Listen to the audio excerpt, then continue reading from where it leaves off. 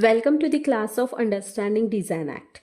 In this video, we will be discussing the general power of controller under the Design Act. The controller of designs plays a crucial role in managing and regulating design registrations in India.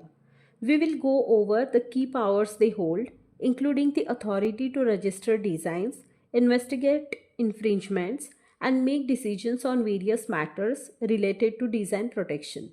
Understanding these powers is essential for anyone interested in intellectual property and design law.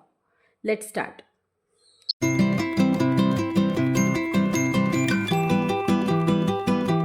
First one is what are powers of civil code, section number 32 of the Design Act. The controller under the Design Act has the powers of a civil code which helps them to make the proceedings more formal and effective, similar to what happens in the regular court cases. In that first, receiving evidence. The controller can accept various forms of evidence, for example, documents, witness statements to make a decision. For example, if someone claims that a design is copied, they can submit photographs, drawings, or other proof to support their case. Second one is administering oaths. The controller can make a witness swear an oath, means promise to tell the truth before giving the testimony. For example, if a person is testifying that a design is unique, they will swear an oath to tell the truth before sharing their story. Third one is enforcing the attendance of the witnesses. The controller can order people to come to the court and give the evidence if needed. For example, if someone is asked to testify about how they created a design, the controller can require them to appear in person. Fourth one is compelling discovery and production of documents.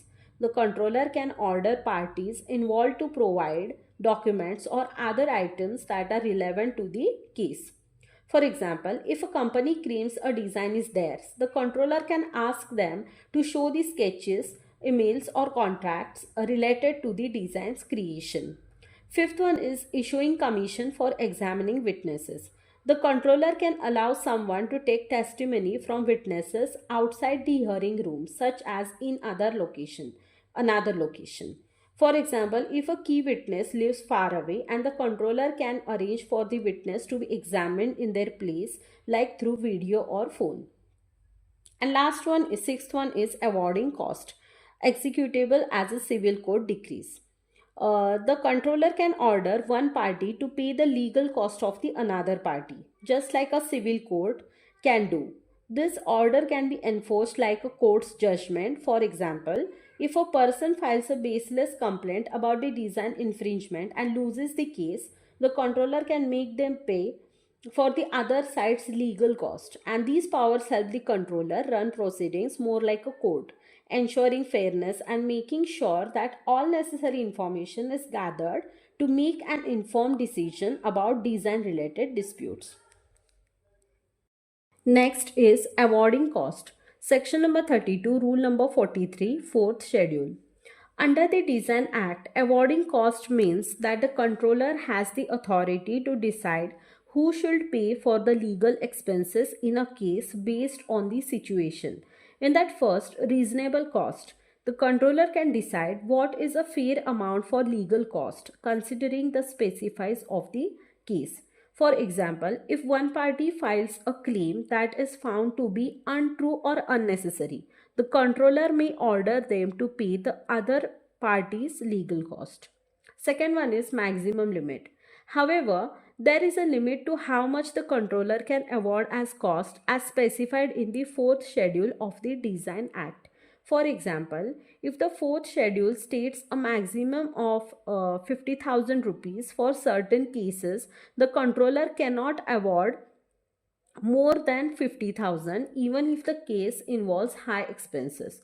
In short, the controller can ensure that the party at fault covers the reasonable legal cost, but there is a cap set by the law on how much can be charged.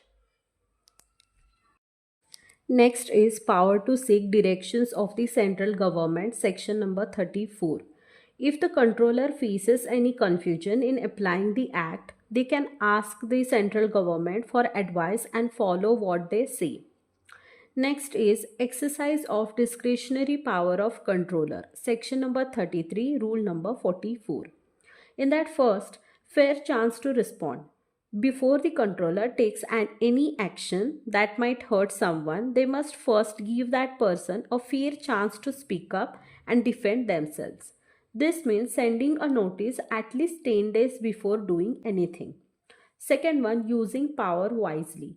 The controller has to be careful and fair when making decisions. They can't just act randomly or unfairly.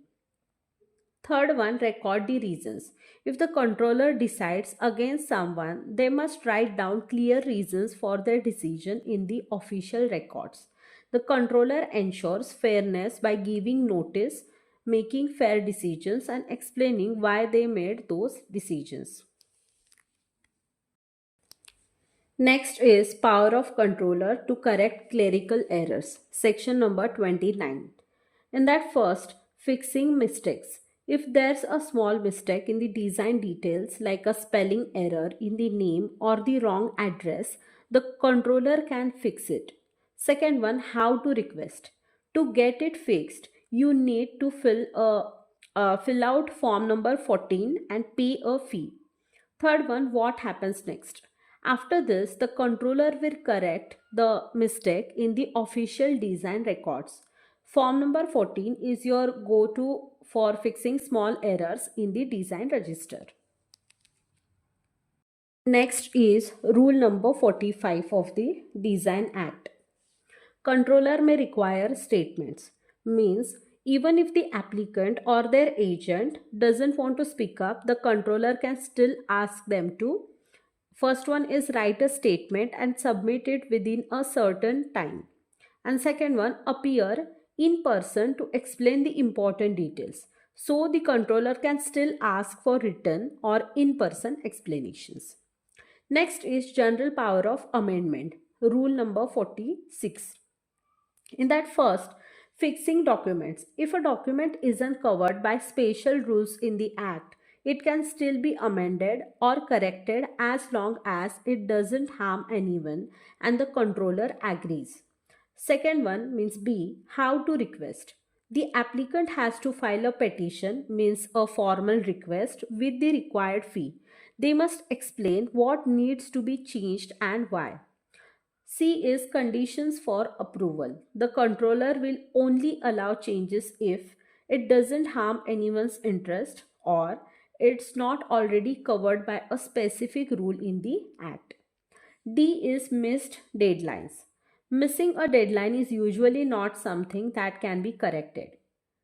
E is office mistake. If the mistake was made by the office, no fee will be charged to correct it.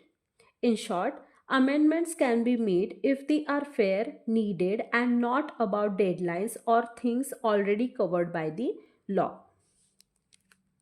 And last is rule number 47, which is general power for extension of time.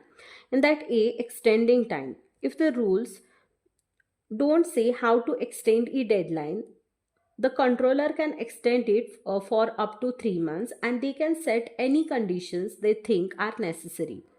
B is how to request. The applicant needs to file a petition, means a formal request explaining why they need more time. Third one, when it applies. The controller can only extend the time if the rules don't already say how to do it. If the Act itself has a time limit, this rule can't be used to extend it. So the time can be extended by the controller if the rules don't already provide for it, but the Act's own deadlines can't be changed.